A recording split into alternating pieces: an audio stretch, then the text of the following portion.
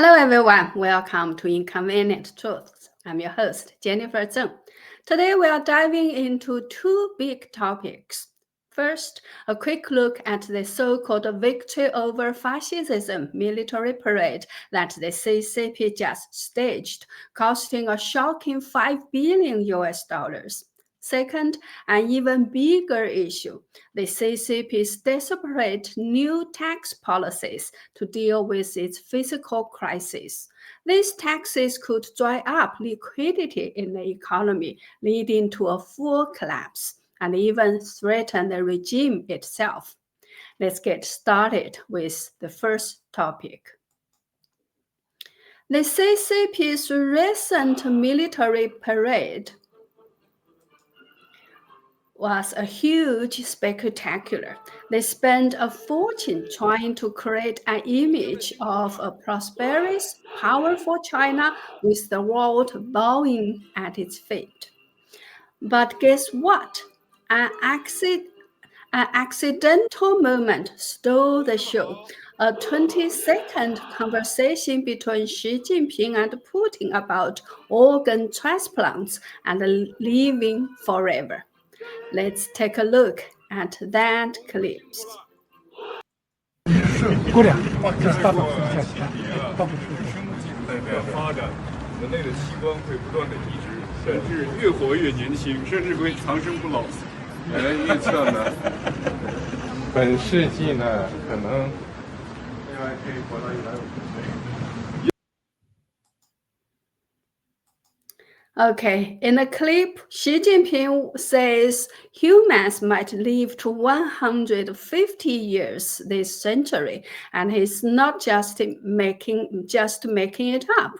Years ago, the CCP started a so-called longevity project for its leaders called Project 981, aiming to make them live to 150.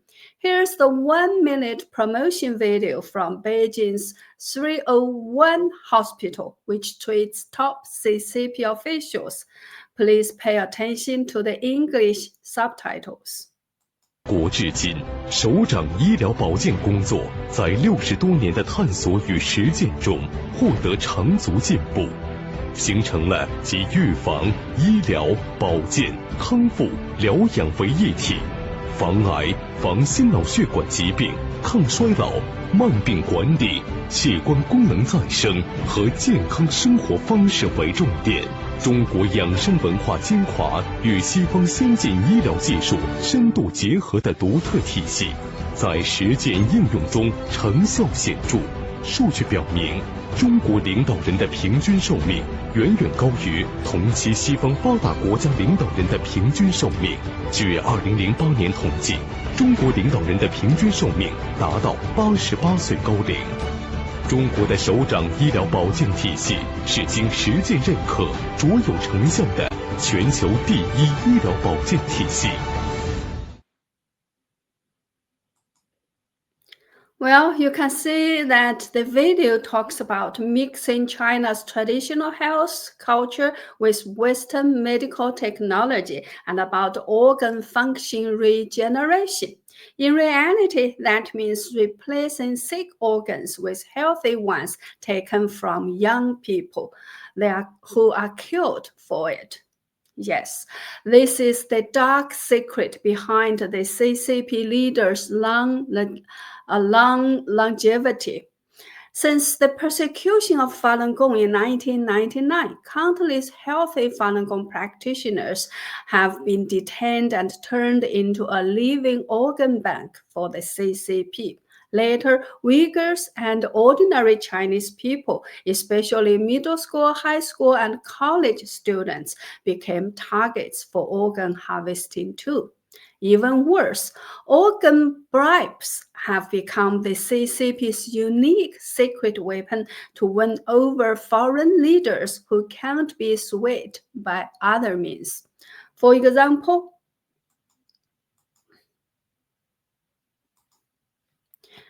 last September, Malaysia's King Sultan Ibrahim visited China and met with Xi Jinping. He mentioned that his son had gone to China for a liver transplant. The surgery worked, but sadly, the prince still passed away. The king thanked Xi Jinping and couldn't hold back his tears. The Straits Times confirmed this. The liver transplant happened on December 10, 2014, at the first affiliated hospital to Sun Yat-sen University in Guangdong province. A year later, the prince died at just 25 years old. Here's the kick. This surgery happened in 2014, but it only became to light a decade later because the king himself spoke about it. If he had not, the world might never have known. Is there a more evil regime than the CCP? So this military parade showed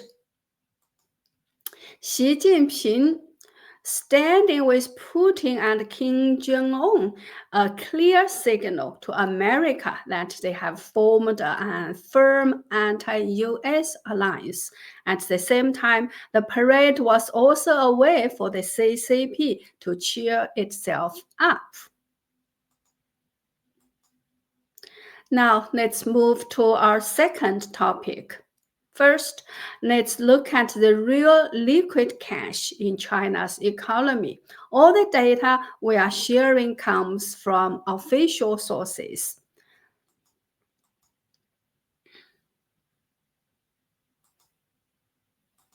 So, as of the end of July 2025, China's total deposits are about 46 trillion US dollars. Total loans are around 38 trillion. That leaves a gap of about 8 trillion, which sounds decent, right? But hold on. Out of that 8 trillion, 6.45 trillion is held by government agencies and public institutions. That's the government money. Once you subtract that, the real money left for regular people is only 1.26 trillion. That's it. That's the actual wealth of Chinese society, the liquid funds keeping the economy running. This 1.26 trillion has to be swapped and circulated over and over to support a 1.26 trillion new housing market each year and a 5.61 trillion retail market, over 7 trillion in fixed assets investment. To keep the economy humming, every dollar of that 1.26 trillion needs to be circulated.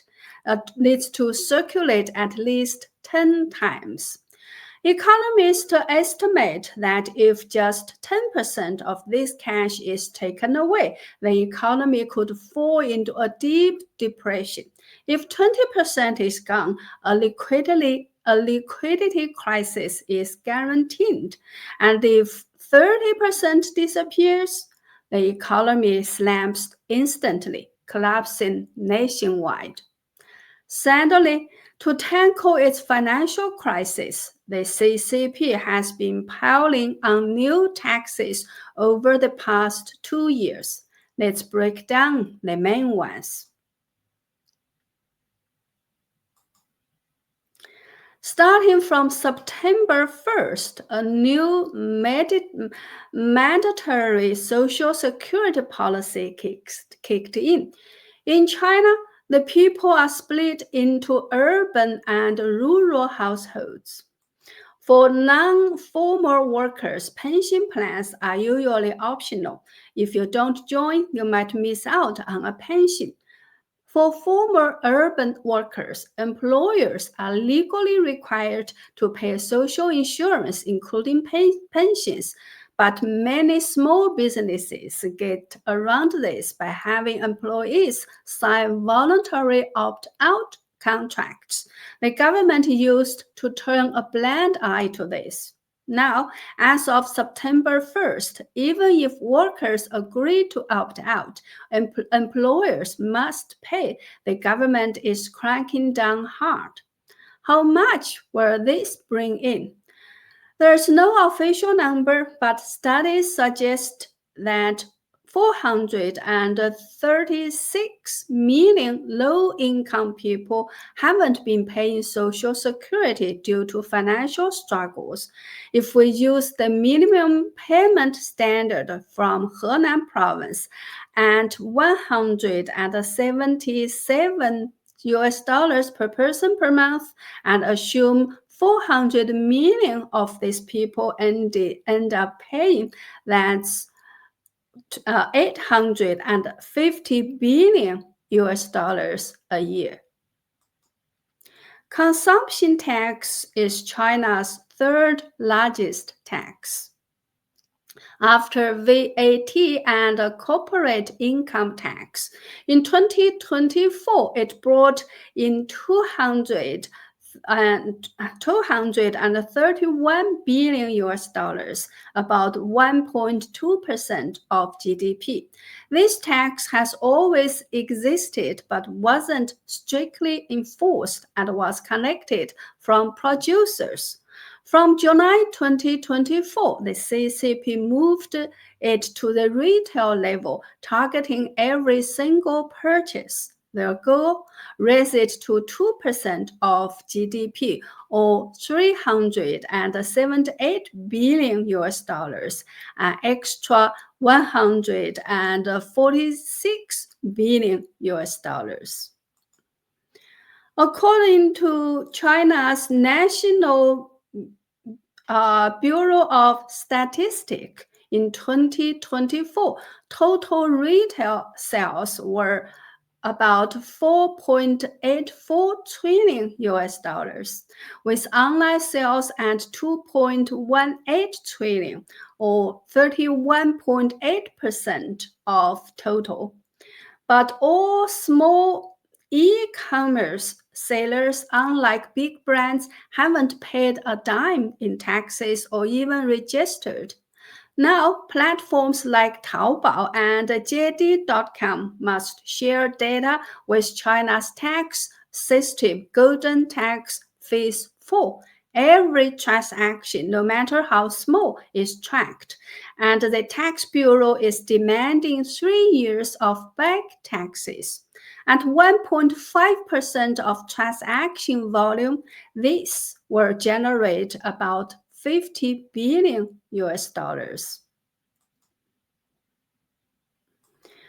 Rental income tax isn't new. It's been around since 2008. Residential rentals are taxed at 4% of rent and commercial properties at 12%. But most residential rentals aren't registered, so no taxes are paid.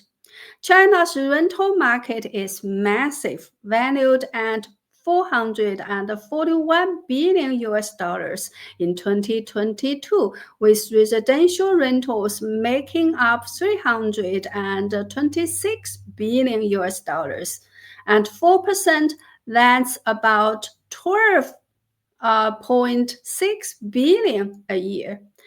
The CCP is now using both online systems and the so-called grid managers in neighborhoods to make sure no rent goes untaxed. In December 2024, China's legislature passed a new VAT law effective January 1st, 2026.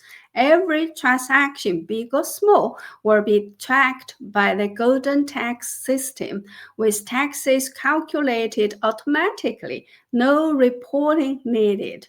This is expected to boost VAT revenue by at least 10%. In 2024, VAT brought in about 934 billion US dollars. So this could add about 93 billion annually.